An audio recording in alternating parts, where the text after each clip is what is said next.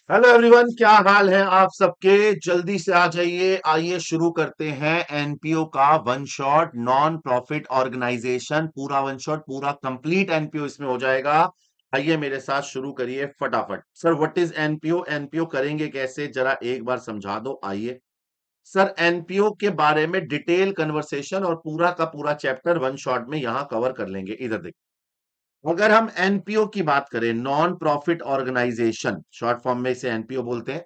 NPO मतलब एक ऐसी संस्था जो प्रॉफिट पर्पस के लिए काम नहीं करती, जिसका मेन ऑब्जेक्टिव प्रॉफिट कमाना नहीं है, जिसका main objective social welfare, social upliftment, society के लिए काम करना है। ऑर्गेनाइजेशन को आप दो हिस्सों में बांट सकते हो। कौन सी दो ऑर्गेनाइजेशन? सर आप पहली ये समझ लीजिए, प्रॉफिट कंसर्न जिसका मेन काम प्रॉफिट कमाना है, वो संस्था जिसने अपना बिजनेस ही प्रॉफिट कमाने के लिए खोला है। और नॉन प्रॉफिट कंसर्न जिसका मेन ऑब्जेक्टिव प्रॉफिट कमाना नहीं है। हम तो अकाउंटिंग पर्पस के लिए बात कर रहे हैं। मैं यही नहीं बताना चाहता यहाँ पे कि प्रॉफिट कमाना अच्छी बात है या सोसाइटी के लिए काम करना अच्छी बात है। जिसको जैसा मन करे वैसा करे, बट हमें तो अकाउंटिंग पर्सपेक्टिव से बात करनी है। प्रॉफिट कंसर्न की अकाउंटिंग क्या होती है? इसका बेसिक डॉक्यूमेंट होता है ट्रायल बैलेंस। और इस ट्रायल बैलेंस की मदद से तीन चीजें बनाई जाती हैं। कौन कौन सी तीन चीजें? इसकी मदद से बनाया जाता है ट्रेडिंग अकाउंट, इसकी मदद से बनाया जाता है प्रॉफिट एंड लॉस अकाउंट, और इसकी मदद से बनाई जाती है बैलेंस शीट। और इन तीन चीजों के बाद हम अपनी अकाउंटिंग कंप्लीट कर लेते हैं प्रॉफिट कंसर्न की, जिसको फाइनल अकाउंट या फाइनेंशियल स्टेटमेंट बोला जाता है। ट्रेडिंग अकाउंट से निकाला जाता है ग्रॉस प्रॉफिट, जिसको पीएनएल में ट्रांसफर करते हैं। इसके अंदर से निकाला जाता है नेट प्रॉफिट, जिसको बैलेंस शीट में ट्रांसफर करते हैं। और बैलेंस शीट लास्ट में मैच हो जाती है। यही होती थी फाइनेंशियल स्टेटमेंट की अकाउंटिंग। नॉन प्रॉफिट ऑर्गेनाइजेशन की अकाउंटिंग ऐसे नहीं होती। नॉन प्रॉफिट ऑर्गेनाइजेशन अगर प्रॉफिट एंड लॉस बनाएगा तो सुनने में यार नहीं लगेगा ना कि नॉन प्रॉफिट है लेकिन प्रॉफिट एंड लॉस बना रहे हैं। इसके लिए बेसिक डॉक्यूमेंट होता है रिसीट एंड पेमेंट अकाउंट, याद रखिएगा। इसका बेसिक डॉक्यूमेंट क्या है? Receipt and payment. आप इसको एक तरीके का कैश अकाउंट समझो, मतलब पैसे का आना और पैसे का जाना। इसकी मदद से दो चीजें बनाई जाती हैं, एक इनकम एक्सपेंडिचर और एक बैलेंस शीट। एक इनकम एंड एक्सपेंडिचर अकाउंट और दूसरा बनाया जाता है बैलेंस शीट। सर ये है एनपीओ का बेसिक फॉर्म। मतलब अगर आप दोनों को कंपेयर करो तो प्रॉफिट वाले में बेसिक डॉक्यूमेंट ट्रायल बैलेंस, इसमें basic document receipt and payment account होता है। सर ये रिसीट एंड पेमेंट अकाउंट होता क्या है बाबू? रिसीट एंड पेमेंट अकाउंट की अगर मैं बात करूं तो receipt and payment account is none other than एक तरीके का कैश अकाउंट।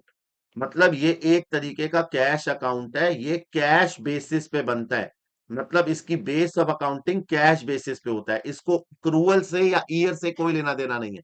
मतलब आपका साल अगर 22-23 या 23-24 चल रहा है, तो इसके अंदर डाटा सिर्फ 23-24 का नहीं होगा, किसी भी साल का हो सकता है। पैसा आया तो रिसीट, यानी रिसीट का मतलब पैसे का इनफ्लो, चाहे वो इस साल का हो, चाहे वो पिछले साल का हो, चाहे वो अगले साल का हो, इसे कोई फर्क नहीं पड़ता। पैसा गया तो पेमेंट यानी आउटफ्लो, पैसा चाहे इस साल का गया, चाहे पिछले साल का गया, चाहे अगले साल का गया, इसमें सब नजर आता है। ये कैश बेसिस पे होता है।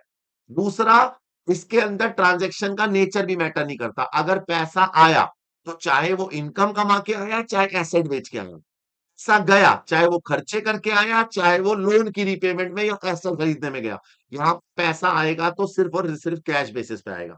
इसकी मदद से हमें बनाना है इनकम एंड एक्सपेंडिचर। सर जी ये इनकम और एक्सपेंडिचर जो होता है ना, ये अक्रूवल बेस पे बनता है, याद रखना। मतलब इनकम एंड एक्सपेंडिचर अकाउंट में जितनी भी ट्रांजैक्शन होंगी वो अक्रूवल बेस पे होंगी। सर ये अक्रूवल बेस मतलब करंट ईयर ओनली। मतलब इसमें जो ट्रांजैक्शन आएंगी वो सिर्फ करंट ईयर की आएंगी, ना तो पास्ट ईयर की ना नेक्स्ट ईयर की। मतलब अगर जो पैसा आएगा वो इस साल का आएगा और खाली इनकम और एक्सपेंस आएगा, एसेट को बेचना वगैरह नहीं आएगा। सिर्फ करंट ईयर की इनकम आएगी इनकम एंड एक्सपेंडिचर में, याद रखना। और एक्सपेंडिचर भी करंट ईयर का। मतलब इन शॉर्ट अगर आप नोटिस करो तो आपको कैश बेस अकाउंटिंग को अप्रूवल बेस अकाउंटिंग में बदलना है। तो रिसीट एंड पेमेंट से इनकम एक्सपेंडिचर बनाना है। इस चैप्टर के अंदर आपको बेसिकली तीन वैरायटी, दो वैरायटी का क्वेश्चन आ सकता है। क्या वैरायटी आ सकता है? पहली वैरायटी आ सकती है कि क्वेश्चन आपको रिसीट एंड पेमेंट अकाउंट देगा। Receipt and payment account given, ये गिवन होगा। और आपको इसकी मदद से बनाना पड़ेगा income and expenditure account plus balance sheet. मतलब सीधा, अब मैं इस क्वेश्चन को बोलता हूं सीधा। सीधा मतलब जैसे बेसिक अकाउंटिंग है, receipt and payment, cash base को अक्रूवल में कन्वर्ट करना है। दूसरा वैरायटी है उल्टा। उल्टा मतलब इनकम एंड एक्सपेंडिचर गिवन होगा, इनकम एंड एक्सपेंडिचर गिवन होगा और आपको उसकी मदद से बनाना पड़ेगा receipt and payment account. Receipt and payment account plus balance sheet. मतलब मैं इसको बोलता हूं उल्ट। मतलब यहां पे हमें सीधा नहीं चलना, उल्टा चलना है, उल्टा। इनकम एक्सपेंडिचर से रिसीट एंड पेमेंट, मतलब अप्रूवल से कैश पे जाना है। बस ये दो वैरायटी के क्वेश्चन आते हैं इसके अंदर। इसको समझने के लिए आपको एडजस्टमेंट समझनी पड़ेगी। इस पूरे चैप्टर में मिला के मात्र ये 4 एडजस्टमेंट है, बस 4। ये 4 समझ लीजिए, कहानी समझ में आ जाएगी। सबसे पहली है income treatment. Income treatment, NPO की इनकम का जरिया क्या होगा और उसमें क्या रूल लगेगा वो। दूसरी है एक्सपेंस की ट्रीटमेंट। तीसरी है डोनेशन की ट्रीटमेंट। और आखिरी है कंजम्पशन की ट्रीटमेंट। कंजम्पशन की ट्रीटमेंट। बस आप ये 4 एडजस्टमेंट सीख जाइए, एनपीओ का क्वेश्चन आपसे सॉल्व हो जाएगा। मैं आपको एक एक करके चारों सिखाता हूं। सबसे पहली आ जाओ मेरे पास, इनकम ट्रीटमेंट की बात करते हैं। सर किसी भी एनपीओ के लिए कमाई का जरिया क्या होता है, किसी भी एनपीओ के लिए इनकम क्या होती है। देखो खुद सोचो। एनपीओ प्रॉफिट पर्पस के लिए काम तो नहीं करता। एनपीओ नॉन प्रॉफिट ऑर्गेनाइजेशन है, जैसे स्कूल, कॉलेज, वृद्ध आश्रम, अनाथ आश्रम, कोई भी तरह का एनजीओ जो आप प्रॉफिट पर्पस के लिए काम नहीं करता, एनिमल वेलफेयर कुछ भी हो जाए। मान लो एक वृद्ध आश्रम की बात करते हैं। एक वृद्ध आश्रम, old age home. Old age home का कमाई का क्या जरिया है, उसका मेन मकसद है बूढ़ों की मदद करना, बूढ़ों बूढ़ों का देखभाल करना, बुजुर्गों का देखभाल करना, ओल्ड एज पर्सन का देखभाल करना। कमाई का क्या जरिया, उनको थोड़ी बोलेंगे कि वो रात में आके सो गया ना, चल रेडी लगा, चल बेटे सब्जी बेच, तू टेम्पो चला, तू ओला में कैब चला, नहीं ना। इनकम का जरिया क्या है, तो इनका मेन जरिया तो एक ही होता है जिसको प्राइमरी इनकम बोलते हैं। That primary income is called, primary income is called subscription. मतलब किसी भी एनजीओ का प्राइमरी सोर्स ऑफ इनकम होता है सब्सक्रिप्शन। आप सब्सक्रिप्शन को मेंबरशिप फीस समझ लो। What is membership fees. Membership fees मतलब ये पैसा आपको मिल रहा है उसके मेंबर से। मेंबर मतलब जो एनपीओ के मेंबर हैं, जो जिन्होंने मिलके ये एनजीओ चलाई है, वो सालाना यानी एनुअल पेमेंट करते हैं इस मेंबरशिप फीस की। यही हमारी इनकम है। कुछ अदर सोर्स ऑफ इनकम भी हो सकते हैं जो हर एनपीओ में नहीं होते, लेकिन हाँ हो सकते हैं अदर सोर्सेस। जैसे एनपीओ ने अपने पैसे को इन्वेस्ट किया, उस पे इंटरेस्ट अर्न किया, जगह किराए पे दे दी, वहां से रेंट रिसीव किया, एनपीओ ने डिविडेंड रिसीव किया, मतलब कहीं पैसा इन्वेस्ट किया वहां से ब्याज आया, लॉकर रेंट मिला, वगैरह वगैरह। एसेट को बेच के प्रॉफिट आ गया, profit on sale of asset. ये सब जो इनकम है ये सेकेंडरी है या अदर सोर्स है। हर एनपीओ में ऐसा हो जरूरी नहीं है, बट हाँ सब्सक्रिप्शन की इनकम तो जरूर होगी, है ना। सब्सक्रिप्शन की इनकम ट्रीटमेंट सिखाने के लिए मुझे आपको उसका रूल सिखाना पड़ेगा। और रूल बहुत आसान है, ध्यान से सामने स्क्रीन पे देखना। याद रखना, हम अभी सीधा चल रहे हैं, रिसीट एंड पेमेंट से इनकम एक्सपेंडिचर, कैश से अक्रूवल बना रहे हैं। मान लीजिए आपका एक साल है 1 अप्रैल 2023, ये साल खत्म होता है 31 मार्च 2024। अक्रूवल बेस कहता है मुझे खाली इसी साल की इनकम रिकॉर्ड करनी है, ना तो पिछले साल की ना अगले साल की। मान लीजिए मुझे कोई इनकम रिसीव हुई है हाइपोथेटिकली 5 लाख रुपए इस पूरे साल में रिसीव हुई है। रिसीव जरूरी थोड़ी है ये इसी साल का पैसा होगा। हो सकता है इसमें कुछ पैसा पिछले साल का हो, जो पिछले साल मिल नहीं पाया था बट इस साल मिल गया। मतलब इस पैसे को बोलते हैं आउटस्टैंडिंग ऑफ प्रीवियस ईयर। बताना पिछले साल का, पीवाई मतलब प्रीवियस ईयर, पिछले साल मिला नहीं था इस साल मिल गया। और हो सकता है कुछ पैसा जो नेक्स्ट ईयर को बिलोंग करता हो, एडवांस में आ गया हो, यानी एडवांस ऑफ करंट ईयर। इस साल एडवांस मिल गया अगले साल के लिए। तो एनपीओ का बेसिक सा रूल है, क्या रूल है जरा सुनना। आप मेरे को बताओ, आउटस्टैंडिंग ऑफ प्रीवियस ईयर का मतलब क्या? पीवाई मतलब प्रीवियस ईयर, पिछले साल का बकाया जो पिछले साल मिलना था मिला नहीं। इनकम कौन से साल की है बताना, इनकम कौन से साल की है तो पिछले साल की ना। मिला इस साल है मैटर नहीं करता, हम तो अक्रूवल बेस कर रहे हैं। इनकम कौन से साल की है? प्रीवियस ईयर की। अगर ये इनकम ऑफ प्रीवियस ईयर है, इनकम ऑफ प्रीवियस ईयर है तो मैं इसे हटा दूंगा माइनस। भैया पिछले साल को बिलोंग करती है ना, हम तो अक्रूवल बेस ऑफ अकाउंटिंग कर रहे हैं। आप ये बताओ, आउटस्टैंडिंग ऑफ करंट ईयर, इस साल का बकाया, इस साल किसी मेंबर ने पैसा नहीं दिया, बिलोंग कौन से साल को करता है वो पैसा? इसी साल को करता है ना। नहीं मिला तो कोई दिक्कत नहीं, हम तो अप्रूवल पे चल रहे हैं। नहीं मिला मैटर नहीं करता, इनकम कौन से साल की है, बिलोंग कौन से साल को करता है? इसी साल को। तो वो हो जाएगी इनकम ऑफ करंट ईयर। अगर वो करंट ईयर की इनकम है तो मैं उसे जोड़ दूंगा plus advance of previous year. जल्दी बताओ, पिछले साल एडवांस मिला था, पिछले साल एडवांस मिला था कौन से साल के लिए? इस साल के लिए। तो वो बिलोंग कौन से साल को करता है? इसी साल को करता है, तो वो हो गया इनकम ऑफ करंट ईयर। और अगर वो करंट ईयर की इनकम है तो जोड़ देंगे।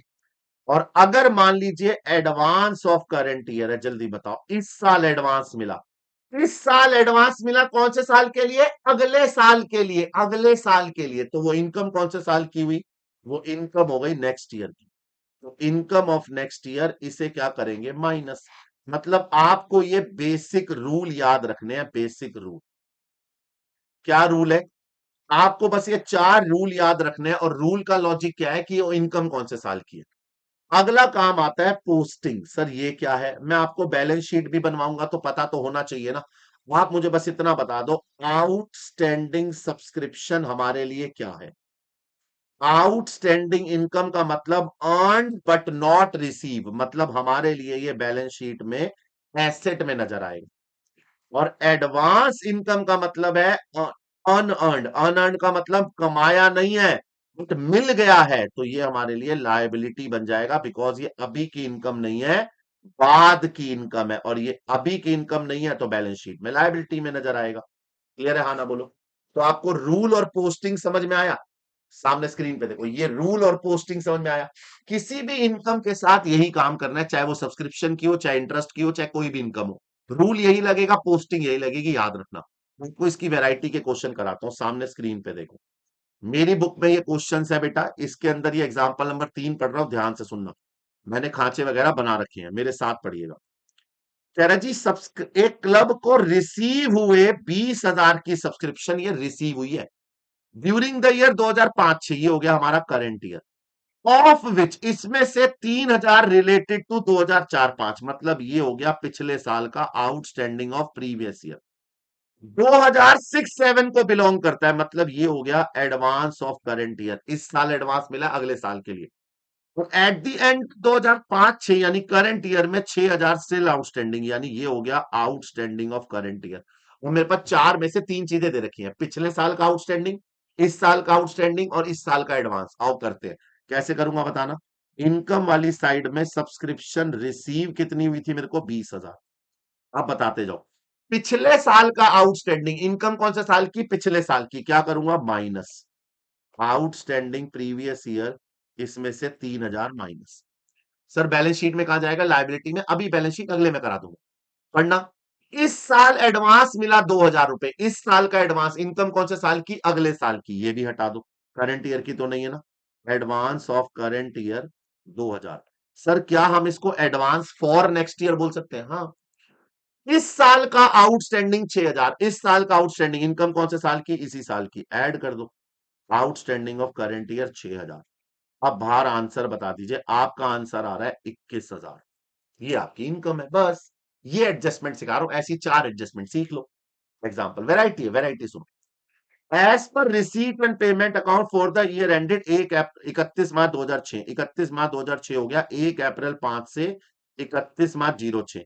इसमें 1 अप्रैल 5 है ओपनिंग फिगर, 31 मार्च 6 है क्लोजिंग फिगर। आप 31 मार्च को करंट ईयर बोल सकते हैं, 1 अप्रैल को प्रीवियस ईयर बोल सकते हैं। सब्सक्रिप्शन रिसीव्ड हुई है 2.5 लाख रुपए, ये रिसीव हुई है, sorry. Subscription outstanding 1 April 2005, this is outstanding of previous year. Subscription outstanding on 31 मार्च 06, ये हो गया outstanding of current year. Advance है अप्रैल 05, एडवांस ऑफ प्रीवियस ईयर। और ये है एडवांस 31 मार्च 06, ये है एडवांस ऑफ करंट ईयर। लो जी, आपके पास चारों जानकारी है, आपको बस उठा के पुट करना है। करें करें करें। आओ, मैंने इनकम बना रखा है, इनकम वाली साइड में शुरू करेंगे। बाय सब्सक्रिप्शन के 2.5 लाख। अब पहला पढ़ो। पहला है पिछले साल का आउटस्टैंडिंग 50,000। पिछले साल का आउटस्टैंडिंग इनकम पिछले साल की माइनस करेंगे 50,000। 50,000 minus outstanding of previous year 50,000। अब मेरे बच्चा लोग, इसमें बनती है दो बैलेंस शीट, एक नहीं दो, एक करंट ईयर की, एक प्रीवियस ईयर की, एक क्लोजिंग और एक ओपनिंग। इसमें कैपिटल गिवन नहीं होती, इसलिए इसमें ओपनिंग बैलेंस शीट भी बनानी होती है। देखो मैंने नीचे दो बनाई है, एक 2006 यानी करंट ईयर की, एक 2005 यानी प्रीवियस ईयर की। मैं हमेशा ऊपर जो बनाता हूं वो करंट ईयर की होती है, नीचे प्रीवियस ईयर की होती है। ऊपर वाली मतलब करंट ईयर, नीचे वाली मतलब प्रीवियस ईयर। अब ये प्रीवियस ईयर का है, तो ये कौन सी बैलेंस शीट में जाएगा? नीचे वाली। तो आउटस्टैंडिंग सब्सक्रिप्शन कहां नजर आता है? एसेट में 50,000। आउटस्टैंडिंग मतलब अर्न बट नॉट रिसीव। आगे चलो। आउटस्टैंडिंग 31 मार्च 06, इस साल का आउटस्टैंडिंग 35, इस साल का आउटस्टैंडिंग यानी इनकम इसी साल की, ऐड करो। Outstanding of current year 35। जल्दी बताओ, करंट ईयर है तो बैलेंस शीट कौन सी? ऊपर वाली। आउटस्टैंडिंग कहां नजर आएगा? एसेट में। आउटस्टैंडिंग सब्सक्रिप्शन के नाम से 35,000। आगे बढ़ो। और क्या दे रखा है? एडवांस है प्रीवियस ईयर का, पिछले साल का एडवांस मतलब इनकम इस साल की, प्लस 25,000। ऐड करो एडवांस ऑफ प्रीवियस ईयर 25,000। बस बैलेंस शीट बता दो, बताना प्रीवियस ईयर है तो बैलेंस शीट कौन सी? नीचे वाली। और प्रीवियस ईयर है तो नीचे वाली की लायबिलिटी में एडवांस सब्सक्रिप्शन के नाम से 25,000। अब आ गया, इस साल का एडवांस है, इस साल का एडवांस 30,000, इस साल का एडवांस इनकम अगले साल की, इस साल मिला है ना, अगले साल के लिए मिला है, minus advance of current year 30,000। और करंट ईयर है तो बाबू बैलेंस शीट कौन सी? करंट ईयर है तो ऊपर वाली। और एडवांस कहां नजर आएगा? लायबिलिटी में एडवांस सब्सक्रिप्शन के नाम से 30,000। ऊपर का फाइनल आंसर अगर मैं निकालूं तो 2.5 लाख में से 50 माइनस 35 प्लस 25 प्लस और 30 माइनस 230 आंसर आ रहा है। सर क्या इसको यहीं छोड़ दे? हाँ, दिस इज कॉल्ड एक्सट्रैक्ट। यहां कुछ मैच नहीं होगा, कोई बैलेंस नहीं निकालना, यहीं छोड़ दो इसको, हम सिर्फ निकालना सीख रहे हैं। This is just an extract. समझे मेरी बात? आगे चलो। एक वेराइटी और। आपका ईयर एंड हो रहा है 31 मार्च 06, विच इज 1 अप्रैल 05 से 31 मार्च 06, यू कैन से सो 2005 से 2006। आपको सब्सक्रिप्शन के पैसे मिले 30,250, इतने टोटल मिले। अब इस टोटल में 2,500 2004-05 का यानी प्रीवियस ईयर का, पिछले साल कुछ मिलना रह गया होगा, वो मिल गया। करंट ईयर का पैसा मिला हमें 26,750।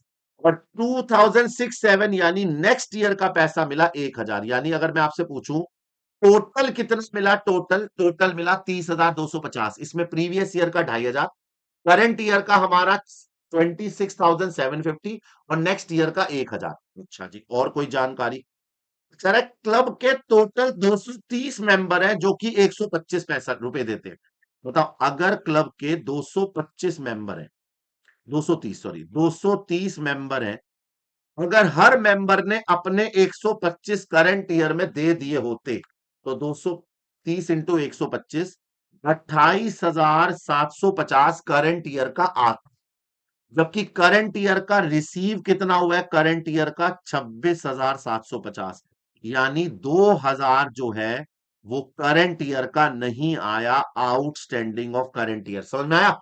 जितने मेंबर हैं अगर सब पैसा दे देते करंट ईयर में तो करंट ईयर में इतना आता, जबकि करंट ईयर का कम आया तो बाकी आउटस्टैंडिंग है।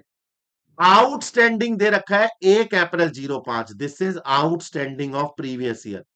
प्रीवियस ईयर में 2750 आउटस्टैंडिंग था, इतना आना बकाया था। बट प्रीवियस ईयर का आया तो खाली 2500 है, यानी प्रीवियस ईयर का आउटस्टैंडिंग था ज्यादा लेकिन आया कम। तो जितना कम आया उतना ठीक है, बाकी बाद में आ जाएगा, डूबा थोड़ी है, तो बाकी बाद में आ जाएगा। अब इसको करेंगे कैसे मैं दिखाता हूं, सामने स्क्रीन पे देखो। नीचे मैंने इनकम एक्सपेंडिचर बनाया, दो बैलेंस शीट। शुरुआत करेंगे बाय सब्सक्रिप्शन टोटल से 30,250। अब मैं जो पूछूं आप लोग चैट में बताते रहो। पिछले साल का आउटस्टैंडिंग इनकम कौन से साल की? पिछले साल की। क्या करूंगा बताना? Minus outstanding previous year minus. But पता है मैं -2750 नहीं करूंगा, ये माइनस नहीं करूंगा, इतना तो था, बट इसमें मिला तो खाली 2500 है, टोटल में तो 2500 इंक्लूड है, तो मैं माइनस करूंगा 2500। ठीक है जी। अब मुझे बस इतना बता दो, प्रीवियस ईयर है तो बैलेंस शीट कौन सी? नीचे वाली। मैं नीचे वाली में जा रहा हूं और एसेट साइड में, ये गलती से मैंने इनकम लिख दिया, this is not income, this is asset, this is not income, this is assets. Asset side पे मैं क्या लिखूंगा बताना? एसेट साइड पे मैं आउटस्टैंडिंग सब्सक्रिप्शन लिखूंगा और यहां पूरा लिखूंगा 2750। सर जी आपने माइनस तो 2500 करा है, तो आप पूरा क्यों लिख रहे हो? बेटे पिछले साल की बैलेंस शीट जब बनी होगी, थोड़ी पता था, सपने थोड़ी आ रहे थे इतना आएगा, पिछले साल पूरा ही आएगा। 2750 में से 2500 मिल गया, बाकी बचा हुआ 250 अभी भी बकाया है, तो ये ऊपर वाली बैलेंस शीट में आउटस्टैंडिंग सब्सक्रिप्शन में प्रीवियस ईयर करंट ईयर करके प्रीवियस ईयर के आगे 250 आ जाएगा। देखो अगर पूरा मिल जाता तो करंट ईयर में नजर नहीं आता, जितना नहीं मिल पाया वो करंट ईयर में अभी भी बचा हुआ है। क्या मेरे पास करंट ईयर का आउटस्टैंडिंग है? जी हाँ, इस साल का आउटस्टैंडिंग 2000। इस साल का बकाया बताना, इनकम कौन से साल की? इसी साल की, ऐड कर दो। Outstanding current year 2000। Current year है तो बैलेंस शीट कौन सी? ऊपर वाली, और करंट ईयर में करंट ईयर के सामने 2000, यानी इस साल में टोटल आउटस्टैंडिंग है 2250, जिसमें 250 पुराना, 2000 करंट ईयर का। एडवांस ढूंढते हैं, पिछला एडवांस तो नहीं है, इस साल का एडवांस है 1000। इस साल एडवांस मिला, अगले साल के लिए क्या करूंगा बताना? Minus advance current year 1000। Current year है तो बताना बैलेंस शीट कौन सी? करंट ईयर है तो बैलेंस शीट ऊपर वाली, और एडवांस नजर आता है लायबिलिटी, एडवांस सब्सक्रिप्शन के नाम से 1000। आप ऊपर का आंसर निकाल लो। पता है आपको ऊपर का आंसर किसके बराबर आना चाहिए? मैं बताऊं, ऊपर का आंसर बराबर आना चाहिए मेंबर इनटू मनी के बराबर हर बार। चेक करना, मेंबर इनटू मनी करके यही आया था शायद, देखो यही आया था, यही आंसर है। तो हम सीधा मल्टीप्लाई करके यही लिख देते, इतनी मेहनत क्यों करी बाबू? बैलेंस शीटों में भी तो जानी है ना चीजें, इनसे थोड़े है तो सीधा लिख देगा। बैलेंस शीट में भी तो चीजें जानी है ना, उसका भी तो ख्याल रखना है हमें, इसीलिए। एक वैरायटी और है। From the following extract of receipt and payment account year ended 31 March 2006, हमारा साल हो गया 2006 से 2007। हमें टोटल पैसा मिला 42 टोटल, जिसमें प्रीवियस ईयर का 7000, करंट ईयर का 30,000, नेक्स्ट ईयर का 5000, टोटल देख लो। ठीक है जी, पढ़ना। सब्सक्रिप्शन आउटस्टैंडिंग ऑन 31 मार्च 2006, बताना पिछले साल का आउटस्टैंडिंग। पिछले साल का आउटस्टैंडिंग इनकम कौन से साल की? पिछले साल की। करें, इनकम वाली साइड से शुरू करते हैं। बाय सब्सक्रिप्शन का टोटल पैसा हमें मिला था 42। अब बताओ, पिछले साल का आउटस्टैंडिंग इनकम कौन से साल की? पिछले साल की। क्या करूंगा? Minus outstanding previous year. But मैं पता है -85 नहीं करूंगा, 85 तो था, बट उसमें से मिला कितना है बताना? मिला 7000 है, तो 7000 ही माइनस करूंगा ना, जितना मिला है। भैया हटाऊंगा तो उसी को ना जो इंक्लूड है। प्रीवियस ईयर है तो बैलेंस शीट कौन सी? नीचे वाली, और मैं एसेट साइड में आउटस्टैंडिंग सब्सक्रिप्शन के यहां पूरे 85 दिखाऊंगा। तो बाकी बचे हुए 1500 का क्या होगा? ऊपर वाली बैलेंस शीट में आउटस्टैंडिंग सब्सक्रिप्शन के दो कॉलम बना लूंगा, प्रीवियस ईयर और करंट ईयर। प्रीवियस ईयर के आगे 1500 आ जाएगा, है ना। आगे पढ़ते हैं। अब ध्यान से एक शब्द पे ध्यान देना, total subscription outstanding on March 0 से 17,500। ये करंट ईयर का 17,500 नहीं है, ये टोटल आउटस्टैंडिंग है। मतलब ये बैलेंस शीट में करंट का नहीं है, ये बाहर का 17,500 है। अगर बाहर का 17,500 है तो करंट ईयर का शुड बी 16,000। क्या मैं सही बोल रहा हूं? सर आपको कैसे पता ये बाहर का? बाबू टोटल वर्ड लिखा था, बैलेंस शीट की डेट लिखी थी, मतलब बाहर का ही हुआ ना, करंट का तो 16 ही है। करंट ईयर का, इस साल का 16,000 है, इस साल का आउटस्टैंडिंग इनकम इसी साल की, आउटस्टैंडिंग करंट ईयर 16,000। एडवांस ढूंढते हैं, पिछले साल का एडवांस, एडवांस प्रीवियस ईयर का 2,500, पिछले साल एडवांस मिला था कौन से साल के लिए? इसी साल के लिए, ऐड कर दे। एडवांस प्रीवियस ईयर कितना, 2500। आओ, प्रीवियस ईयर है तो बैलेंस शीट कौन सी, नीचे वाली, और एडवांस का नजर आता है लायबिलिटी में। क्या इस साल का एडवांस है मेरे पास, हाँ है, दिखाओ। इस साल का एडवांस है 5,000। इस साल का एडवांस, इनकम कौन से साल की, इसी साल की, क्या करूंगा बता मैं, नहीं इनकम इस साल की नहीं अगले साल की, क्या करूंगा बता मैं, minus, minus advance current year 5,000। और करंट ईयर है तो बैलेंस शीट कौन सी, ऊपर वाली, और एडवांस का नजर आएगा लायबिलिटी में। आंसर 42 माइनस 7 प्लस का 16 प्लस का 2.5 माइनस का 5, आंसर 48,500। और कुछ अभी मैच नहीं होगा, this is just an extract. क्या है ये, एक्सट्रैक्ट। चले आगे बढ़े। यहां जाके आपकी अभी पहली ट्रीटमेंट समाप्त होती है, पहली एडजस्टमेंट इसको इनकम ट्रीटमेंट। अब एडजस्टमेंट नंबर 2 दिखाता हूं, जिस एडजस्टमेंट का नाम है एक्सपेंस ट्रीटमेंट। देखो जी, इनकम और एक्सपेंस ट्रीटमेंट ऑलमोस्ट सेम है, ऑलमोस्ट। एक्सपेंस में भी वही रूल लगेगा जो इनकम में लगता था। मैं आपको रूल बताऊं, मेरे को बस इतना बताओ, है तो हम अक्रूवल बेस पे ही जा रहे हैं ना, कैश बेस से। अगर मैं आपको बोलूं outstanding expense of previous year, बताना पिछले साल का आउटस्टैंडिंग, पिछले साल कोई सैलरी या रेंट देना रह गया था, पिछले साल का आउटस्टैंडिंग। इनकम कौन से साल, खर्चा कौन से साल का, प्रीवियस ईयर का, एक्सपेंस ऑफ प्रीवियस ईयर। और मैं क्या करूंगा बताना, माइनस। अब बताओ, outstanding expense of current year, बताना इस साल का आउटस्टैंडिंग, इस साल का आउटस्टैंडिंग बताना, एक्सपेंस कौन से साल का, एक्सपेंस ऑफ करंट ईयर। और अगर करंट ईयर का आउटस्टैंडिंग है तो इनकम कौन से साल की, इसी साल की, क्या करेंगे बताना, ऐड। प्रीपेड, अब यहां पे एडवांस की जगह प्रीपेड होता है, prepaid expense of previous year, बताना पिछले साल प्रीपे किया था, खर्चा कौन से साल के लिए करा होगा, इस साल के लिए, मतलब ये एक्सपेंस ऑफ करंट ईयर। और अगर करंट ईयर का है तो प्लस, ये बताना prepaid expense of current year, इस साल प्रीपे किया, इस साल दिया तो कौन से साल के लिए, अगले साल के लिए, तो मतलब ये हो गया एक्सपेंस ऑफ नेक्स्ट ईयर। क्या करूंगा जल्दी बताना, माइनस, माइनस। मतलब अगर आपने नोटिस किया हो तो रूल तो बिल्कुल ही सेम है, जैसे इनकम के रूल थे सेम वैसे ही रूल है, कोई अलग ही नहीं है, रूल तो बिल्कुल सेम है। फर्क है पोस्टिंग में। क्या फर्क है मैं बताता हूं, आप बस मुझे इतना बता दो, आउटस्टैंडिंग एक्सपेंस आपके लिए क्या है, पैसा देना है, अभी तक दिया नहीं है, यानी हमारे लिए लायबिलिटी। बैलेंस शीट में जगह बदल गई, आउटस्टैंडिंग इनकम एसेट होता है, आउटस्टैंडिंग एक्सपेंस लायबिलिटी। और प्रीपेड एक्सपेंस जिसका पैसा पहले से दे दिया, बेनिफिट बाद में मिलेगा, इज अवर एसेट्स, है ना जी। मतलब अगर आपने नोटिस किया हो तो बैलेंस शीट में जगह बदली है, बाकी ऑलमोस्ट सेम, है ना। क्वेश्चन कराता हूं, ज्यादा मजा क्वेश्चन करने में आएगा, आओ। ये देखो 7 देखो, from the following extract of the receipt and payment and additional information on 31 March 07, हमारा साल हो गया 2006 से 2007, ठीक है।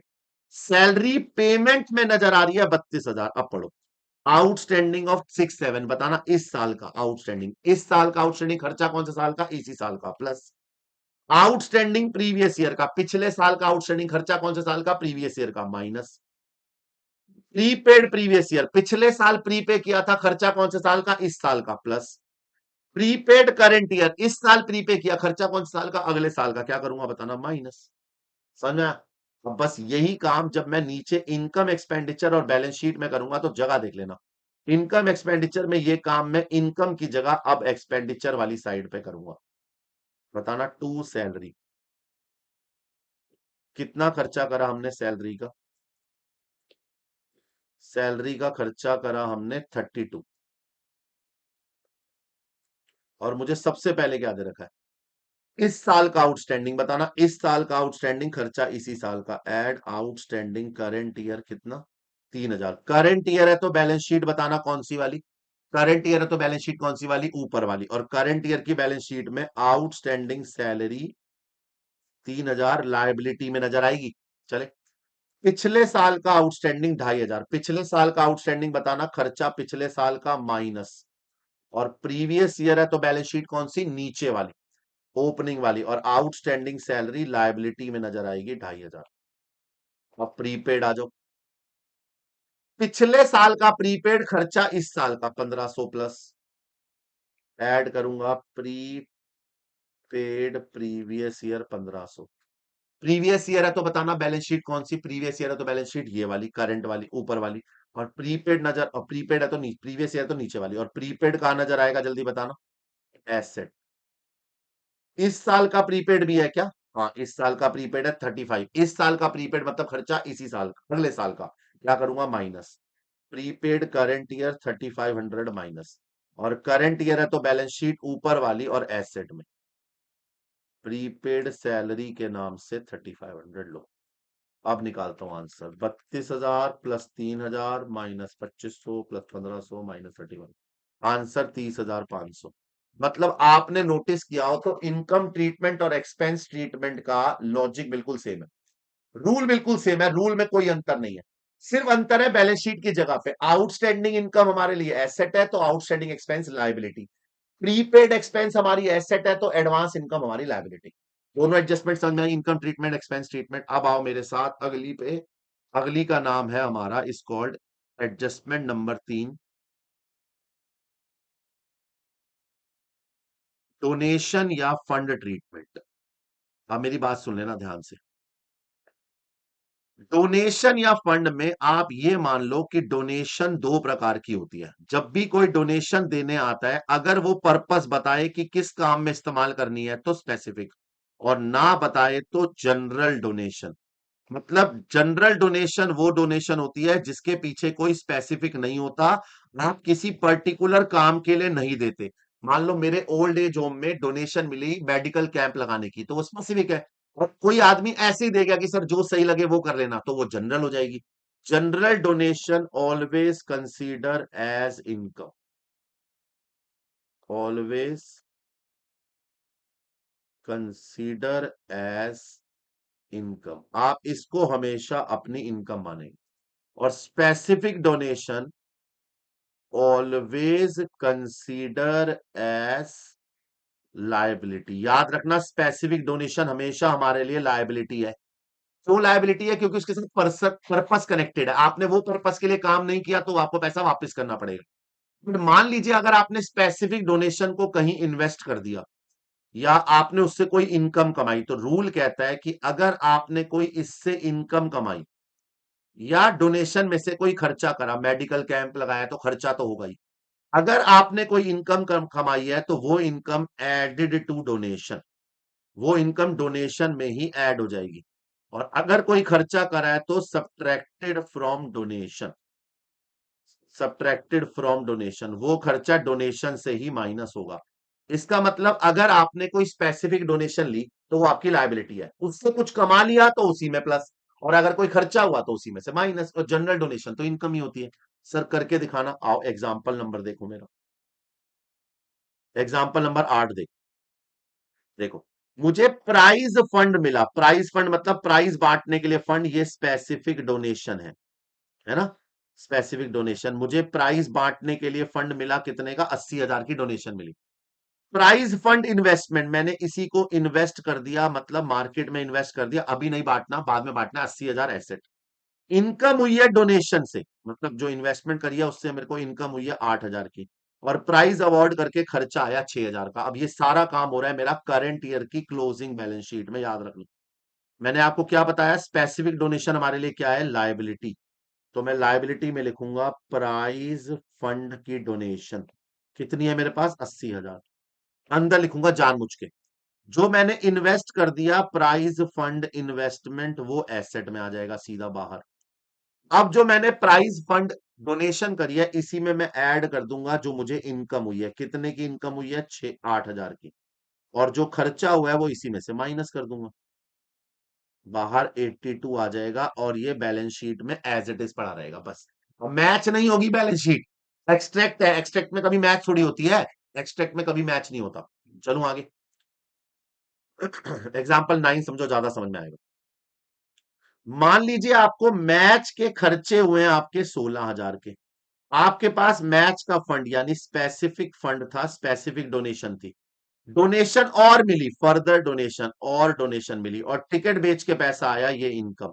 और ये सारा काम मेरी करंट ईयर की क्लोजिंग बैलेंस शीट में आएगा। बताओ कैसे आएगा? सबसे पहले मैच का फंड बताओ कितने का था? मैच का फंड था 8,000। ऐड कोई फर्दर डोनेशन हुई है और डोनेशन मिली है मेरे को 5,000 की, 8 5 13, इसमें ऐड करूंगा टिकट बेच के जो पैसा कमाया, दैट इज इनकम, यानी 7,000। टोटल मिला के आ गए 8 5 और 7 यानी 20। इसमें से माइनस मैच के एक्सपेंस, मैच के खर्चे कितने करे हैं मैंने? 16, यानी बचा हुआ 4,000 एज इट इज पड़ा रहेगा डोनेशन का, कि आगे जाके बुरे वक्त में काम आ जाएगा, या आगे जाके दोबारा मैच कराना हो। क्वेश्चन में एक और पॉइंट था, क्या क्या फर्क पड़ेगा अगर मैच के खर्चे 6,000 से बढ़ जाए? केस नंबर 1 हो गया ये, पहला केस। सेकंड केस में कह रहा है एज्यूम करो ये 6,000 बढ़ के 22,000 हो जाए, बाकी चीजें रिमेन सेम। ठीक है, अगर ऐसा हो गया तो क्या होगा, आओ दोबारा देखते हैं। मैच का फंड था मेरे पास, मैच का फंड 8,000, फर्दर डोनेशन आई है मेरे पास, ये सारा काम लाइबिलिटी में हो रहा है 5,000, मेरे पास टिकट बेच के पैसा आया इनकम से 7,000, टोटल मिला के हो गया 20। अब मैं माइनस करूंगा मैच एक्सपेंस, अब मेरे पास पैसा है 8 5 7 20, मैं मैच एक्सपेंस इसमें से 22,000 तो माइनस कर नहीं सकता, क्योंकि खर्चे तो 22 हो गए अब सेकंड केस में। तो मैं क्या करूंगा, इसमें से जितने माइनस कर सकता हूं कर लूंगा, बाहर आ जाएगा नील, और जो एक्स्ट्रा खर्चा हुआ है वो एक्सपेंडिचर में आ जाएगा, to match expense over fund के नाम से 2,000। इसका मतलब अगर खर्चा कम हुआ है तो फंड को पड़े रहने दो, और अगर खर्चा ज्यादा हो गया तो जितना एक्स्ट्रा खर्चा हुआ वो एक्सपेंडिचर में डाल दो, फंड को जीरो कर दो, बस। क्या बच्चों वाली बात है यार, सिंपल सा रूल है। क्लियर है? हाँ ना बोलो। तीन एडजस्टमेंट समझ में आई, इनकम ट्रीटमेंट, एक्सपेंस ट्रीटमेंट और फंड ट्रीटमेंट। आओ मेरे साथ, मैं आपको चौथी कराऊं, फोर्थ। एडजस्टमेंट नंबर फोर्थ, और ये हमारी आखिरी एडजस्टमेंट है एनपीओ को समझने के लिए, is called consumption treatment. What is consumption treatment? यार आपको पता है किसी भी चीज को खरीदना कभी एक्सपेंस नहीं होता, उसका कंजम्पशन एक्सपेंस होता है, परचेज एक्सपेंस नहीं होता। इमेजिन करो, मैं, मेरा काम है, मैं एक बार एनपीओ को हटा के बात करता हूं, मान लीजिए मेरा काम है कैलकुलेटर बेचने का, मैंने इस साल 1 लाख कैलकुलेटर खरीदे बेचने के लिए, और उस 1 लाख में से 80,000 बेचे, 80,000 कंज्यूम करे, 20,000 बचे हुए हैं। कंजम्पशन मेरा 1 लाख नहीं है, कंजम्पशन 80,000 है। मतलब जितना एक्चुअल में कंज्यूम करा, जो बच गया वो थोड़ी कंजम्पशन है, वो तो स्टॉक है, वो तो एसेट पे जाएगा। समझे ना मेरी बात? एक्सपेंडिचर हमेशा कंजम्पशन होता है, परचेज नहीं होता। तो आपको पेमेंट को कंजम्पशन में बदलना है, और पेमेंट को कंजम्पशन में बदलने का मेरे पास एक फॉर्मूला है, रूल है। क्या? क्वेश्चन ना आपको पेमेंट देगा, payment of stationery, medicine, etcetera, इनकी पेमेंट देगा। आप इसका ये रूल याद रखना। ओपनिंग स्टॉक इसमें ऐड कर देना, क्लोजिंग स्टॉक माइनस। सर इसका लॉजिक क्या है? बेटे जितना माल पुराना पड़ा था वो इस साल कंज्यूम करा, वो खर्चा है। इस साल जो माल बच गया वो अगले साल कंज्यूम करेंगे, वो इस खर्चा नहीं है, माइनस। इसमें ऐड करना opening advance given to creditor. अगर आपने क्रेडिटर को कोई एडवांस दिया हुआ है, बताना पिछले साल एडवांस दिया था, खर्चा कौन से साल का? इस साल का। और इस साल अगर कोई एडवांस दिया था तो minus, closing advance given to creditor. अगर साल के एंड में कोई एडवांस दिया है, बताना तो खर्चा कौन से साल का? अगले साल का। क्रेडिटर का ओपनिंग माइनस, बताना पिछले साल का क्रेडिटर। पिछले साल का क्रेडिटर मतलब पिछले साल का आउटस्टैंडिंग, पिछले साल का आउटस्टैंडिंग खर्चा पिछले साल का। इस साल का आउटस्टैंडिंग, क्लोजिंग क्रेडिटर प्लस कर देना। इस साल का क्रेडिटर मतलब इस साल का आउटस्टैंडिंग, खर्चा कौन से साल का? इसी साल का। क्या कर दूंगा बताना मैं? प्लस। ये करने के बाद जो आएगा ना, ये आपकी कंजम्पशन कहलाएगी, और ये शो होगा एक्सपेंडिचर साइड में, याद रखना। यानी आपको तीन चीजें जो ना दे रखे उसे जीरो मान लेना, तीन चीजें। स्टॉक का opening plus closing minus, advance का opening plus closing minus, creditor में उल्टा ओपनिंग माइनस क्लोजिंग प्लस। ये फॉर्मूला लगा देना, आपका आंसर आ जाएगा। ये आपका फॉर्मूला लगाते ही कंजम्पशन निकल जाएगी, जो चीज ना दे रखी है उसे जीरो मान लेना। क्लियर है? पोस्टिंग कैसे करोगे? पोस्टिंग पोस्टिंग सबसे आसान है क्या? आप स्टॉक हमारे लिए कहां दिखाओगे? बैलेंस शीट में, एसेट में। क्रेडिटर हमारे लिए कहां दिखाओगे? लायबिलिटी में। और एडवांस सब्सक्रिप्शन का एडवांस, एडवांस टू क्रेडिटर कहां दिखाओगे? क्रेडिटर को एडवांस दे रहे हैं तो हमारे लिए एसेट। एडवांस ले नहीं रहे, एडवांस दे रहे हैं, याद रखना। एडवांस दे नहीं रहे, एडवांस, एडवांस ले नहीं रहे, एडवांस दे रहे हैं प्रीपेड की तरह। तो क्वेश्चन दिखाता हूं, ज्यादा क्लैरिटी आएगी, इधर देखो। आपके पास पेमेंट है स्टेशनरी की 23,000, और आपके पास 1 अप्रैल यानी ओपनिंग का डाटा है, 31 मार्च यानी क्लोजिंग का डाटा है। बताना स्टेशनरी का ओपनिंग स्टॉक दे रखा है ये, plus closing stock minus. Creditor दे रखे हैं ओपनिंग माइनस क्लोजिंग प्लस, लो आ गया आपका कंजम्पशन। समझे? पक्का, जगह कम है, एक्सपेंडिचर में होगा ये काम, ध्यान रखना। टू स्टेशनरी, मेरे पास स्टेशनरी की पेमेंट है 23,000 की, इसमें opening stock add, closing stock minus, opening creditor minus और क्लोजिंग क्रेडिटर प्लस, ये करते ही आपका कंजम्पशन का आंसर आ जाएगा। 23,000 अंदर लिखना चाहिए था ना। आई 23,000 अंदर, ओपनिंग स्टॉक का 4,000 प्लस, क्लोजिंग स्टॉक का 3,000 माइनस, क्रेडिटर का 9,000 minus, 2500 plus. 23,000 plus 4,000 minus 3,000 minus 9,000 plus 2500, 17,500 आपकी कंजम्पशन है, खत्म। बस इतना सा करना है आप, कोई क्रेडिटर अकाउंट बनाने की जरूरत नहीं है, बस बिना क्रेडिटर अकाउंट बन जाएगा ये। बैलेंस शीट में कहा जाएगा, याद रखना बस। एक और है मेरे पास, पेमेंट ऑफ मेडिसिन, बताओ पेमेंट करी हमने 370, क्रेडिटर दे रखे हैं opening creditor minus closing creditor plus, stock दे रखा है opening stock plus closing stock minus, advance दे रखा है ओपनिंग वाला एडवांस प्लस क्लोजिंग वाला माइनस। प्लस माइनस करके आंसर निकाल लेना यार, हो जाएगा ना? हो जाएगा, जल्दी बताओ। यहां जाके मैंने आपको 4 एडजस्टमेंट का वादा किया था, चारों की चारों समझा दी। कौन कौन सी 4 एडजस्टमेंट होती हैं? Income treatment, expense treatment, donation और कंजम्पशन। कोई भी बड़ा क्वेश्चन आ जाए, चाहे आपको सीधा बनाना है चाहे उल्टा बनाना है, एडजस्टमेंट ये 4 ही है। एक बड़ा क्वेश्चन कराऊं? चलो और एक बड़ा भी कराता हूं, मजा तो तब आएगा ना जब बड़ा भी करें। देखो, को receipt and payment account given है क्लब का, 1 अप्रैल 6 से 31 मार्च, 7 आपका साल हो गया, 6-7। आपके सामने ये पूरा रिसीट एंड पेमेंट है और नीचे एडजस्टमेंट है, एक बार रिसीट एंड पेमेंट पढ़े। टू बैलेंस बीडी यानी ओपनिंग कैश बैंक हमारे पास इतने का है। सब्सक्रिप्शन का पैसा मिला हमें 1,22,500, जिसमें ये प्रीवियस ईयर का, ये करंट ईयर का, ये नेक्स्ट ईयर का, ये तो आता ही है आपको।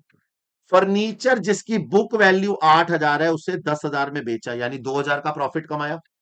फूड स्टफ बेचा, फूड स्टफ बेचना हमारे लिए इनकम। पीरियोडिकल बेचना, न्यूज़पेपर रद्दी कबाड़ बेचना हमारे लिए income. Hire of ground for marriage, किराए पे ग्राउंड दिया शादियों के लिए, इनकम। डोनेशन मिली है स्पोर्ट्स फंड की, ये हो गया स्पेसिफिक डोनेशन, लायबिलिटी में आएगा। लॉकर का रेंट हमारे लिए इनकम, उधर आ जाओ। सैलरी हमारे लिए खर्चा, इलेक्ट्रिसिटी खर्चा, फूड स्टफ खरीदा खर्चा, टेलीफोन का बिल खर्चा, सब्सक्रिप्शन पीरियोडिकल की खर्चा, प्रिंटिंग खर्चा, स्पोर्ट्स एक्सपेंस खर्चा, सेक्रेटरी की ऑनरेरियम खर्चा, इन्वेस्टमेंट खरीदी एसेट, और सितंबर में खरीदी है, 6 महीने का ब्याज बनता है इस पे, याद रखना। और ये बचा हुआ आपका क्लोजिंग। अब नीचे एडजस्टमेंट पढ़ो। सबसे पहले एडजस्टमेंट है सब्सक्रिप्शन की, 2006-7 में 225 मेंबर थे, हर मेंबर 500 देता था। 225 मेंबर और हर मेंबर 500 रुपए देगा, तो 225 इंटू 500 पैसा आना चाहिए 1,12,500, और करंट ईयर का आया था 1 लाख। करंट ईयर का रिसीव हुआ था 1 लाख, तो 12,500 हो गया मेरा outstanding of pre current year, outstanding of current year. कह रहा है आउट ऑफ 30 मेंबर जिन्होंने पैसा नहीं दिया था, आउटस्टैंडिंग प्रीवियस ईयर 30 मेंबर यानी 500 यानी 15,000 ने नहीं दिया था, उसमें से कितना पैसा आ गया जरा बताना? 12,500 आ गया, बाकी बचा हुआ 2,500 अब आ जाएगा। लेकिन क्वेश्चन में एक ट्विस्ट है, कह रहा है 25 मेंबर ने पैसा दे दिया, बचे हुए 5 इनरिकवरेबल हो गए, मतलब वो 5 का पैसा आएगा नहीं, डूब गया, यानी वो पैसा पेंडिंग नहीं है, मिलेगा ही नहीं।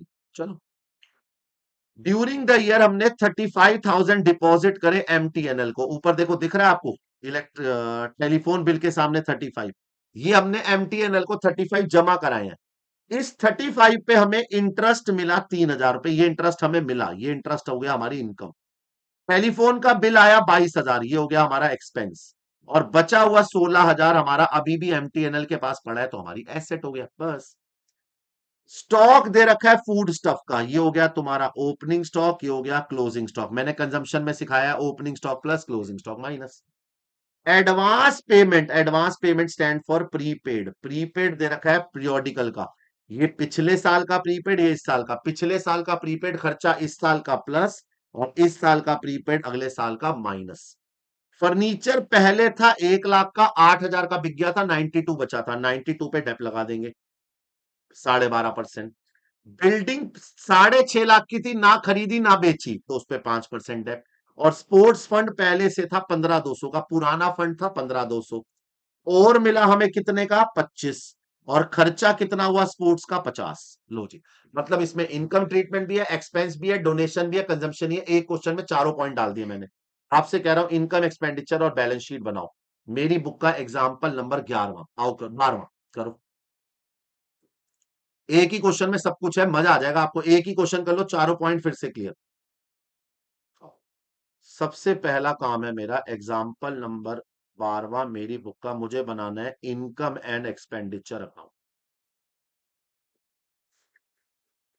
एक्सपेंडिचर अमाउंट, इनकम अमाउंट, और उसी के साथ साथ मुझे दो चीजें और बनानी है, बैलेंस शीट। पहले इसे पूरा कर देता हूं।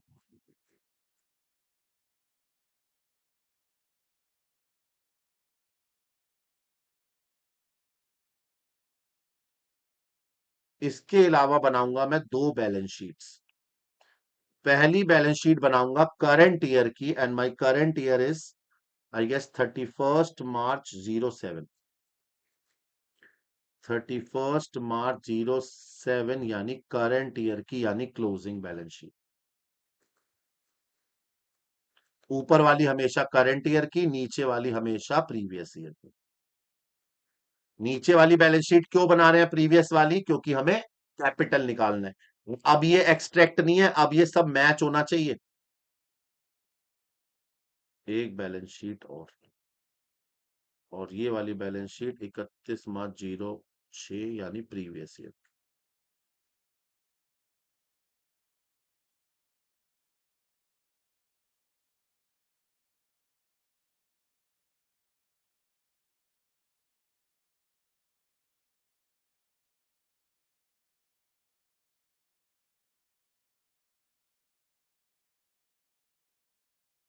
चले, शुरुआत एडजस्टमेंट से। सबसे पहली एडजस्टमेंट है मेरे पास सब्सक्रिप्शन की। कितना पैसा मिला था सब्सक्रिप्शन का? 1,22,500 बाय सब्सक्रिप्शन, 1,22,500। जल्दी बताओ, पिछले साल का आउटस्टैंडिंग इनकम कौन से साल की? पिछले साल की। क्या करूंगा मैं? माइनस आउटस्टैंडिंग प्रीवियस ईयर है मेरा कितना? 12,500। प्रीवियस ईयर है तो बैलेंस शीट कौन सी? नीचे वाली। और आउटस्टैंडिंग सब्सक्रिप्शन कहां नजर आएगा? एसेट साइड पे नजर आएगा, लेकिन यहां पूरा 15,000 आएगा क्योंकि 30 मेंबर का था। बाकी बचे हुए 2,500 का क्या करते थे? नॉर्मली करते थे, ऊपर वाली बैलेंस शीट में जाते थे और इसमें लिखते थे प्रीवियस ईयर करंट ईयर, और प्रीवियस ईयर के आगे 2,500 डालते थे। अब नहीं डालूंगा मैं, बताओ क्यों? क्योंकि डूब गया वो पैसा। मतलब वो 2,500 मेरे एक्सपेंडिचर में आ जाएगा, टू इररिकवरेबल सब्सक्रिप्शन के नाम से 2,500। ठीक है जी, पक्का। इस साल का आउटस्टैंडिंग, इस साल का आउटस्टैंडिंग है 12,500। बताना इस साल का आउटस्टैंडिंग यानी इनकम कौन से साल की? इसी साल की। ऐड करेंगे outstanding current year 12,500। Current year है तो बैलेंस शीट कौन सी? ऊपर वाली। और करंट ईयर है तो करंट ईयर के सामने 12,500। चले आगे बढ़े। एडवांस दे रखा है क्या? पिछले साल का तो नहीं है, इस साल का है 10,000। इस साल का एडवांस इनकम अगले साल की, क्या करूंगा? Minus advance current year 10,000। Current year है, करंट ईयर तो बैलेंस शीट कौन सी? बताना, ऊपर वाली। और करंट ईयर है तो कहां नजर आएगा? लायबिलिटी में। एडवांस सब्सक्रिप्शन का 10,000। चले जी, कोई दिक्कत? पक्का। चले आगे। आंसर निकालना कितना आ रहा है, प्रीवियस ईयर का एडवांस तो है नहीं। मैंने क्या बताया था, किसके बराबर आना चाहिए, मेंबर इनटू मनी। चेक करके देखो, मेंबर इनटू मनी के बराबर आ रहा है, मेंबर इनटू मनी करके यही आया था 1,12,500, है ना जी। अगली एडजस्टमेंट, हमने 35,000 टेलीफोन के पे करे, जिसमें से हमें 3,000 का इंटरेस्ट मिला, 16,000 का हमारा, 22,000 का हमारा बिल आया। 3,000 का जो मुझे इंटरेस्ट मिला वो मेरी इनकम में आ जाएगा, इंटरेस्ट ऑन MTNL डिपॉजिट। 3,000 का तो मुझे इंटरेस्ट मिला। टू टेलीफोन बिल, टेलीफोन का बिल आया मेरा 22,000, और 35,000 प्लस 3 - 22, जो बचा हुआ 16,000 है, वो मेरे लिए एसेट में आ जाएगा, ऊपर वाली में। MTNL डिपॉजिट, मेरा पैसा MTNL वालों के पास पड़ा है, जो वो बाद में एडजस्ट कर लेंगे। क्लियर है, खाना बोलिए। अगली एडजस्टमेंट, पहली हो गई, दूसरी हो गई, तीसरी। स्टॉक दे रखा है फूड स्टफ का, फूड स्टफ की पेमेंट कितनी है, 60,000। आओ कंजम्पशन निकाले। तो मैं पहले एक्सपेंडिचर में चल रहा हूं, एक्सपेंडिचर में जा रहा हूं, मैं एक्सपेंडिचर में, एक्सपेंडिचर, एक्सपेंडिचर वेयर आर, ये रहा। To food stuff, food stuff की पेमेंट है 60,000। कंजम्पशन का फॉर्मूला मैंने क्या सिखाया है, opening stock plus closing stock minus. Creditor का ओपनिंग माइनस क्लोजिंग प्लस, ना तो क्रेडिटर है ना एडवांस है, बस स्टॉक है। ओपनिंग स्टॉक है मेरा, ओपनिंग स्टॉक कितना है मेरा, सो 16,000 और 18,000। ओपनिंग स्टॉक 16,000, क्लोजिंग स्टॉक 18,000, 58 आ जाएगा सीधा। 60 प्लस 16 - 18, हाँ जी 58। अब यही इफेक्ट बताओ बैलेंस शीट में कहा जाएगा, स्टॉक जाएगा एसेट में, स्टॉक ऑफ मेडिसिन, ऊपर जाएगा क्लोजिंग वाला 18, और नीचे आएगा स्टॉक ऑफ मेडिसिन ओपनिंग वाला 16। ठीक है जी, ओपनिंग स्टॉक क्लोजिंग स्टॉक दोनों डाल दिए मैंने। अगली एडजस्टमेंट, मेरे पास प्रीपेड दे रखा है पीरियोडिकल का, ये रहा सब्सक्रिप्शन दे रखा है ना, 14,500, खर्चे में आ जाओ, प्रीपेड है। पहले मैं एक्सपेंडिचर में जाऊंगा। एक्सपेंडिचर में, टू सब्सक्रिप्शन फॉर पीरियोडिकल के नाम का खर्चा था शायद 14,500, जी हाँ 14,500 था। प्रीपेड बता दो, पिछले साल का प्रीपेड खर्चा इस साल का ऐड करूंगा, प्रीपेड, एडवांस मतलब प्रीपेड ही होता है ना।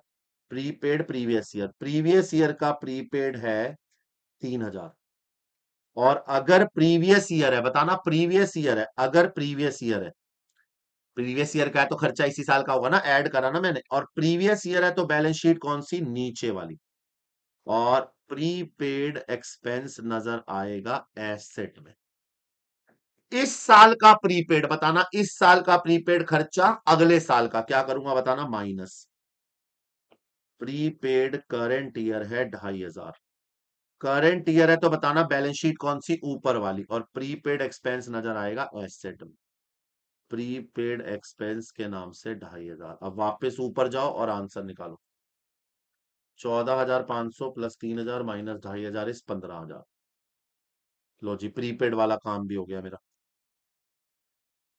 फर्नीचर पहले था 1,00,000 का, तो एक काम करो, पहले नीचे वाली बैलेंस शीट में आओ, नीचे वाली में एसेट साइड में फर्नीचर 1,00,000। अब ऊपर वाली बैलेंस शीट में चलो, फर्नीचर 1,00,000 में से 10,000 वाला 8 में बिका था शायद,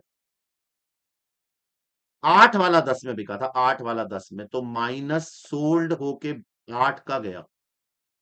ठीक है, बचा 92।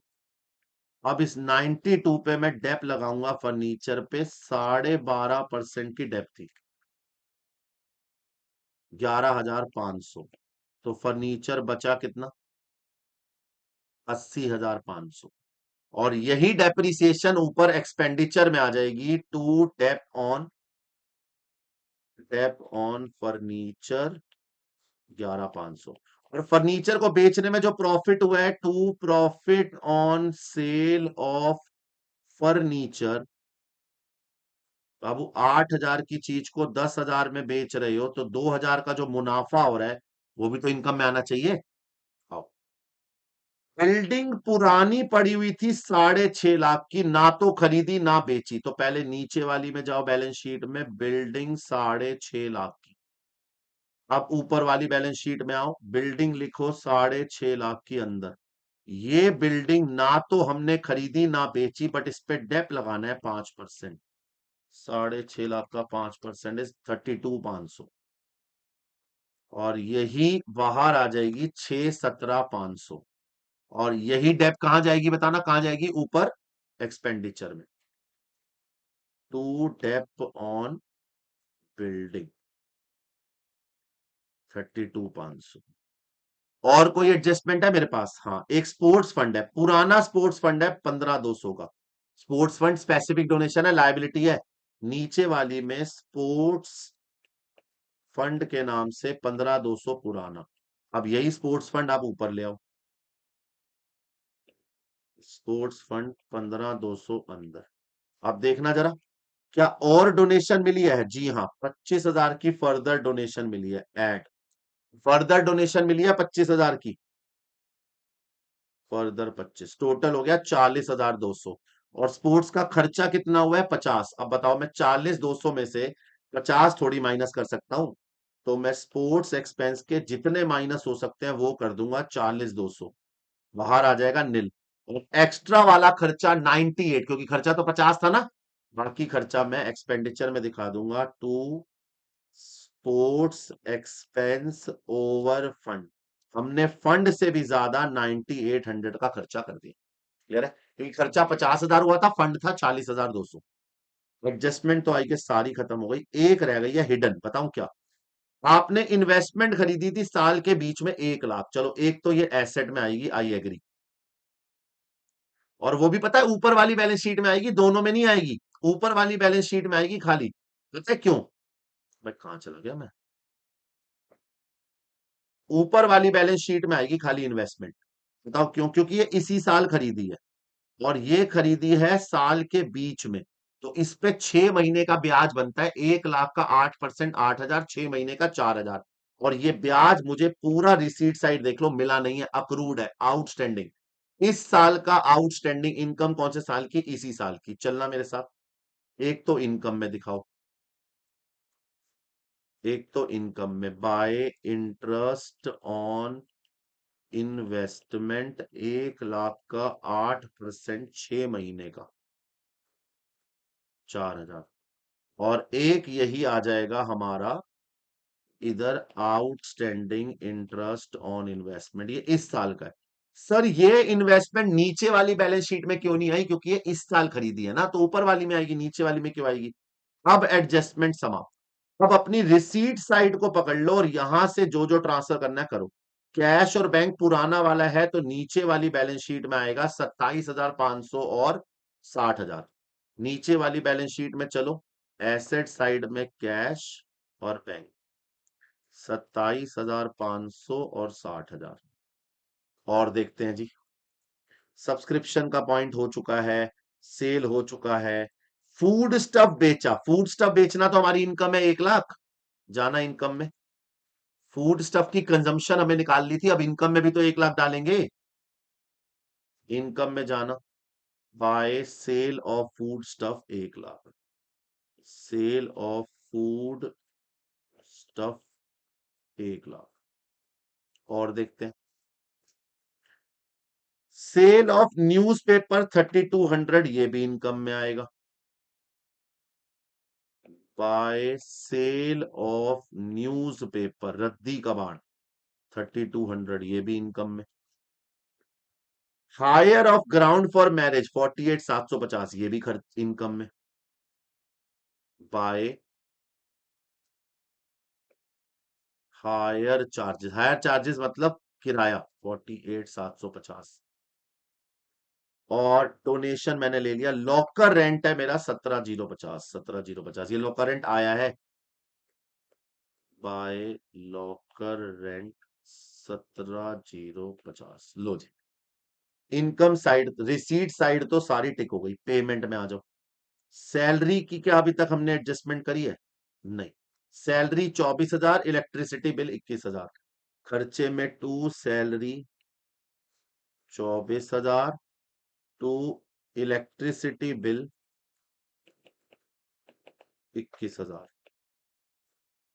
और करना, सैलरी हो गया, इलेक्ट्रिसिटी, फूड स्टफ हो चुका है, टेलीफोन बिल हो चुका है, सब्सक्रिप्शन फॉर पीरियोडिकल भी हो चुका है, प्रिंटिंग का 13,000, प्रिंटिंग का 13,000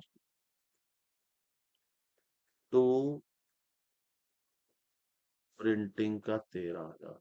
और चलो, स्पोर्ट्स एक्सपेंस हो चुका है, सेक्रेटरी ऑनरेरियम के 30,000, सेक्रेटरी को ऑनरेरियम सम्मान में पैसा दिया होगा, सेक्रेटरी को 30,000 टू सेक्रेटरी ऑनरेरियम के 30,000, सेक्रेटरी को सम्मान में पैसा दिया।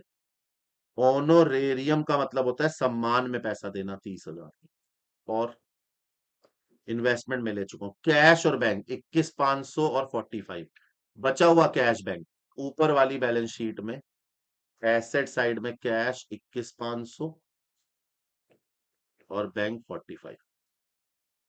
लो जी, चेक करके देख लो, सारी रिसीट साइड, सारी पेमेंट साइड सब टिक हो गई, सब खत्म। अब सबसे पहले बंद करा करो नीचे वाली बैलेंस शीट, और नीचे वाली बैलेंस शीट बंद करके पता लगाओ क्या आ रही है कैपिटल। 15, 16, 3, 1,00,000, 650, 27,500 और 60, 871,500 टोटल आ रहा है, में से 15,200 गए, is 856,300 is your capital fund. Capital fund आपका बैलेंसिंग फिगर है। अब चलो ऊपर इनकम एंड एक्सपेंडिचर में इसको बंद करो। इनकम साइड देखो, 1,12,500 plus 3 plus 2 plus 4 plus 1,00,000 plus 3,200 plus 48,750 plus 17,050, total आ रहा है 2,90,500, तो टोटल है इनकम का। एक्सपेंस माइनस करके देखना, प्रॉफिट ही आ रहा है ना, यानी सरप्लस आ रहा है ना। अब सरप्लस बोलते हैं इसको, प्रॉफिट नहीं बोलते जलीलो।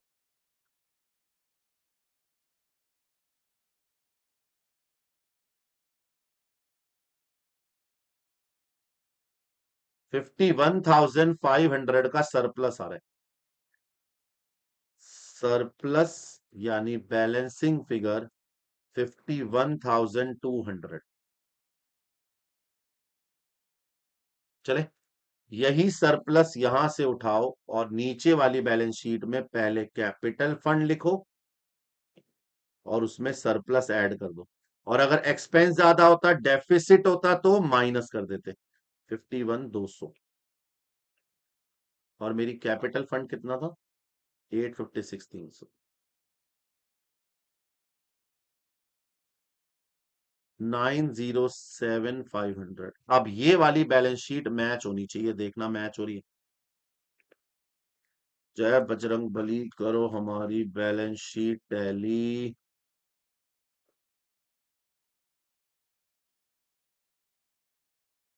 एसेट का टोटल 917,500, और उधर का तो दिख ही रहा है, 917,500 मैच।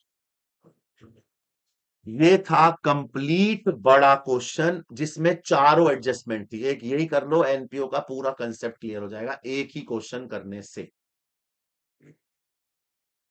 एक क्वेश्चन करने से एनपीओ का सारा कंसेप्ट क्लियर हो जाएगा, एक क्वेश्चन करने से, और वो भी यही वाला क्वेश्चन करने से। क्लियर है जी? हाँ ना बोलिए, समझ में आया? एक बार मैं आपको फुल स्क्रीन पे सारे अकाउंट दोबारा दिखा दूं, लीजिए फुल स्क्रीन पे, ये रहा आपका इनकम एक्सपेंडिचर, एक बार देख लीजिए, स्क्रीनशॉट लेना है ले लो,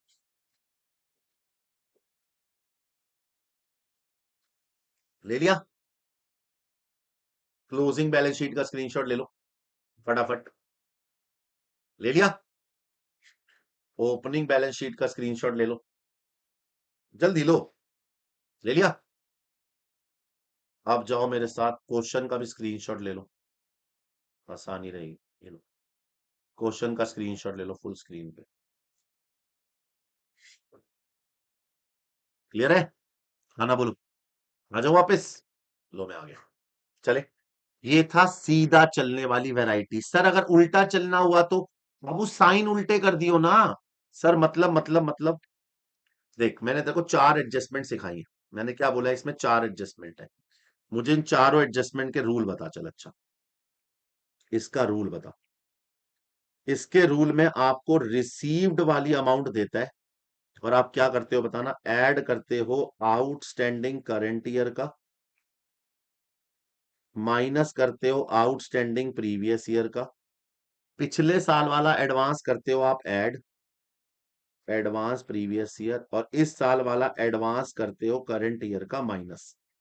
और ये करने के बाद जो बचता है, ये प्लस, ये वाला माइनस, ये वाला प्लस, ये वाला माइनस, ये वाला करने के बाद जो आंसर आता है ये एज इनकम नजर आता है, एज इनकम, इनकम एक्सपेंडिचर में। जब आप रिसीट एंड पेमेंट से बनाते हो ना, तो आप रिसीव से इस पे जाते हो।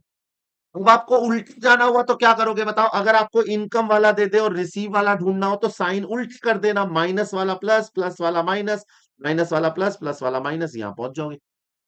मतलब मैं इसको उल्टा क्यों बोलता हूं कि अगर आपको नीचे से ऊपर जाना है तो साइन बदल देना, रूल तो वही है। मेरी बात समझे, इसका रूल क्या है बताओ, इसका रूल भी यही है।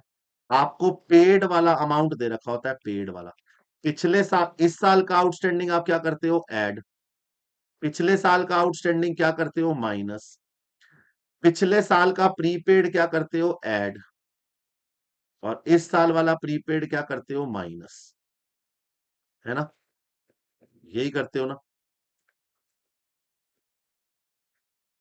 और ये करने के बाद जब आपका आंसर आता है तो ये आ जाता है एज एक्सपेंस। अब आपको पेड से एक्सपेंस पे जाना है तो साइन सीधे, एक्सपेंस से पेड पे जाना है तो साइन उल्टे, सिंपल। कंजम्पशन वाले में क्या रूल लगाते हो, कंजम्पशन वाले में आपको पेड वाला दे रखा होता है, पेमेंट वाला, आप इसमें ओपनिंग स्टॉक ऐड करते हो, क्लोजिंग स्टॉक माइनस करते हो, ओपनिंग एडवांस प्लस करते हो, क्लोजिंग एडवांस माइनस करते हो, ओपनिंग क्रेडिटर माइनस करते हो, क्लोजिंग क्रेडिटर प्लस करते हो। ये करने के बाद जो आता है वो कंजम्पशन आ जाता है एज एक्सपेंस। यही करते हो ना, यही करते हो ना। अब बस इतना बता दो, उल्टा चलना होगा तो कंजम्पशन यानी एक्सपेंडिचर वाला दे रखा हो और पेड निकालना हो तो उल्ट चल लो, साइन चेंज कर दो बस।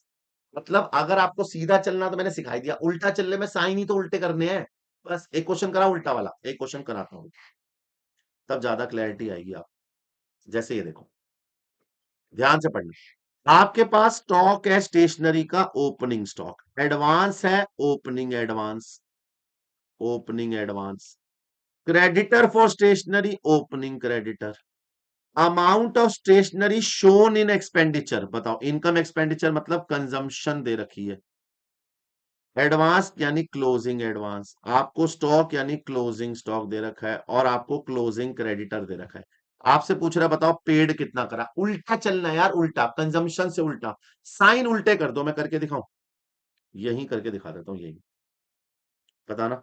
आपको कंजम्पशन दे रखी है, कंजम्पशन है 15,500, उल्टा चलो उल्टा, ओपनिंग स्टॉक होता था प्लस, तुम कर दो माइनस, क्लोजिंग स्टॉक होता था माइनस, तुम कर दो प्लस, ओपनिंग एडवांस होता था प्लस, तुम कर दो माइनस, क्लोजिंग एडवांस होता था माइनस, तुम कर दो प्लस, क्रेडिटर का ओपनिंग होता था माइनस, तुम कर दो प्लस, और क्रेडिटर का क्लोजिंग होता था प्लस, तो तुम कर दो माइनस। लो, मैंने साइन उल्टे कर दिए, इसको करने के बाद जो आएगा वो पेड वाला आ जाएगा।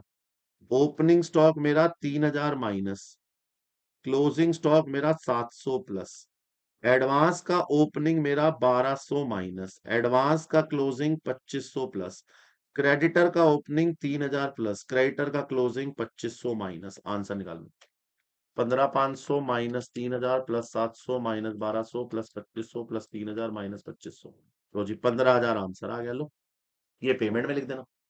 मतलब उल्टा चलना इज नॉट है हार्ड एंड फास्ट रूल, उल्टे में क्या करना है, साइन ही तो उल्टे करने हैं, बस हो गया। किसी भी एनपीओ के क्वेश्चन में या तो सीधा चलना होगा या उल्टा चलना होगा, बस आपको दिमाग लगाना है, आपको घुमा फिरा के ये चार एडजस्टमेंट्स आती चाहिए। मैं स्क्रीन पे दे रहा हूं, स्क्रीनशॉट मारना है मान लो।